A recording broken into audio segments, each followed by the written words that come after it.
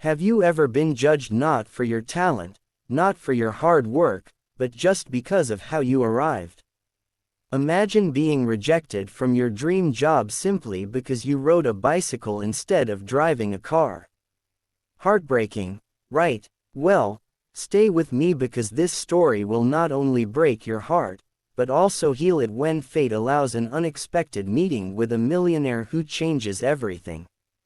But before we dive in, don't forget to like this video and subscribe to our channel because we bring you stories that touch your heart and remind you that miracles can happen when you least expect them. Delina pedaled hard through the morning air, her modest bicycle rattling on the uneven city road as she clutched her neatly ironed resume inside a worn leather folder. Her heart pounded, not just from the ride, but from the weight of her dreams. Today was her final chance to prove herself. She had applied to countless jobs, facing rejection after rejection, but this interview meant everything.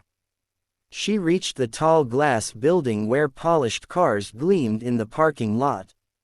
Men and women in tailored suits walked briskly and she suddenly felt out of place as she parked her bicycle at the far end. Still, she straightened her simple white blouse, adjusted her skirt that had been carefully hand-sewn by her mother and whispered, "Oh, you've got this." As she entered the lobby, the receptionist gave her a quick glance, her eyes sliding over the bicycle key dangling from Alina's bag and her lips curved in a small dismissive smirk. Alina ignored it, climbed the stairs with determination, and sat in the waiting room where other candidates scrolled on their sleek phones, their designer bags resting beside them. When her name was called, she walked into the interview room with hope radiating from her eyes, answering every question with honesty, passion, and intelligence. For a moment, she thought she impressed them. The way the panel nodded, the way one of them smiled at her dedication. But then one of the senior interviewers leaned back, looked at her file, then glanced at her bag, and asked almost casually, "How did you get here today?" She replied softly, "I came by bicycle. I live nearby, so it's convenient." There was a brief silence, then a chuckle, then a disapproving shake of heads. "Oh, by bicycle," another said, his voice laced with disbelief. "We're looking for someone who represents our company with professionalism. You can't arrive at client meetings on a bicycle." Alina's face flushed, her heart sinking as she tried to explain that she could use public transport or arrange other means when required, but their minds were already closed.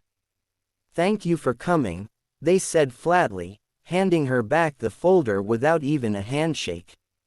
She stepped out of the room, her eyes stinging, her knees weak. She had studied for years, fought poverty, worked evenings just to afford books, and now her chance was shattered, not because of her ability, but because of the way she traveled. She walked outside, stood by her bicycle, and for a moment she wished she had never come, wishing she had something more, something they considered respectable. The world around her blurred with her unshed tears, and yet she forced herself to ride away, unaware that at that very moment, someone had been watching. Across the street, a black luxury car had stopped at the signal. And inside sat a man in his mid-30s, sharply dressed, yet with a warmth in his eyes that contrasted his powerful aura. His name was Ian, a millionaire entrepreneur known for building companies from the ground up.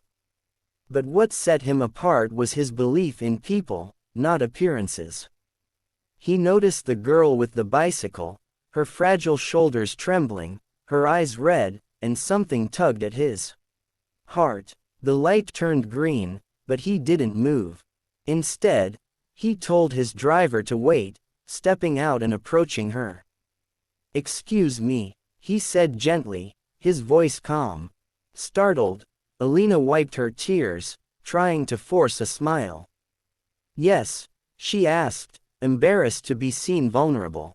"I couldn't help noticing. You seem upset. Is everything all right? She hesitated, then shook her head.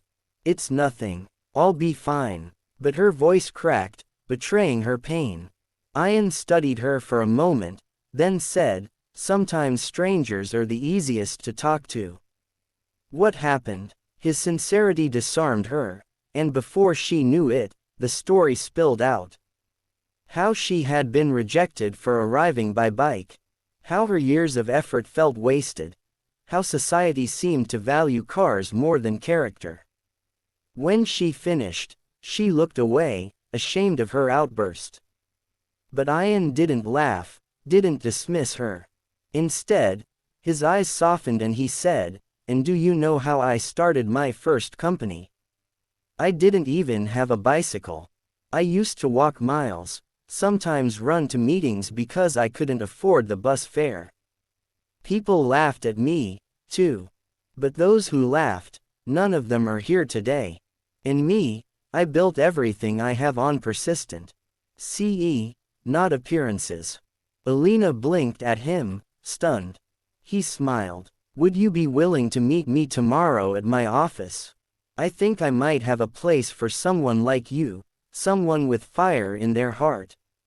Her mouth fell open, uncertain whether to believe him.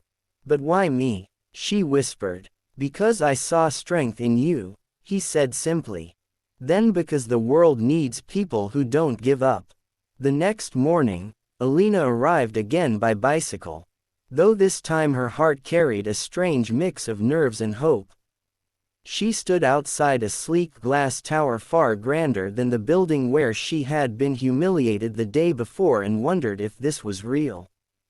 Was she foolish to believe a stranger? But when she stepped inside, she was greeted warmly by a receptionist who already seemed to know her name. "Mr. Ian is expecting you," the woman said kindly, guiding her upstairs.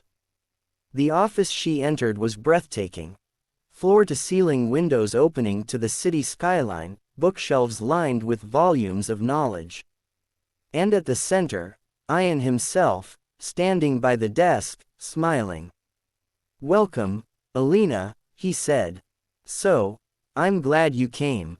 She sat down, her palms sweating, but he immediately put her at ease.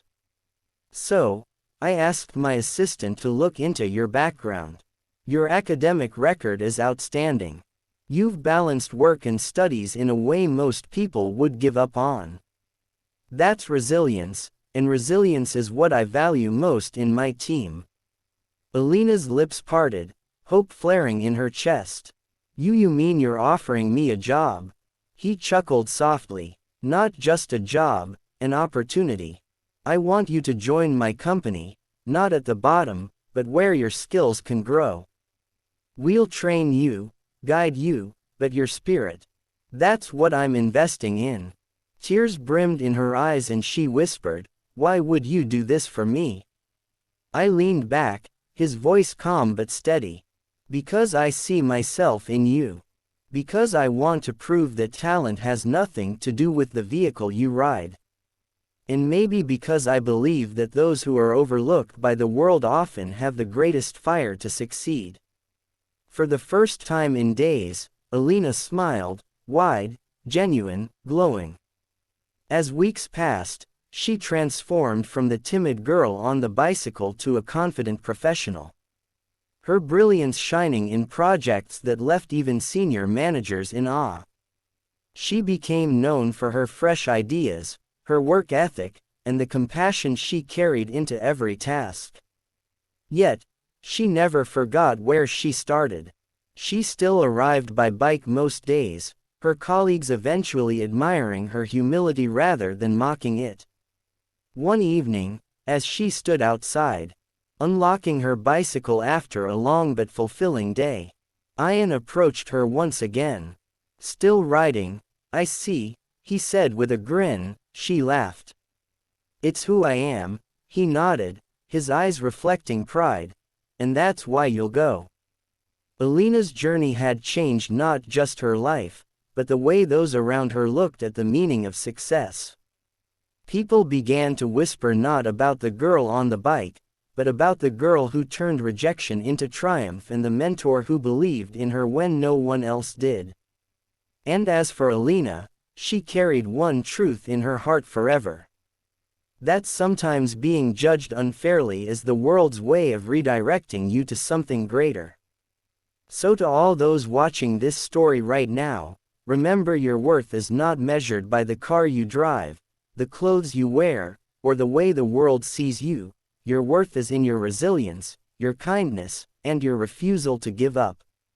And if life ever pushes you down, don't stop pedaling because your breakthrough might be waiting just around the corner. And before you go, if this story touched your heart, don't forget to like this video and subscribe to our channel because we have so many more stories that will inspire you, heal you, and remind you that miracles can be real even in the most ordinary of moments.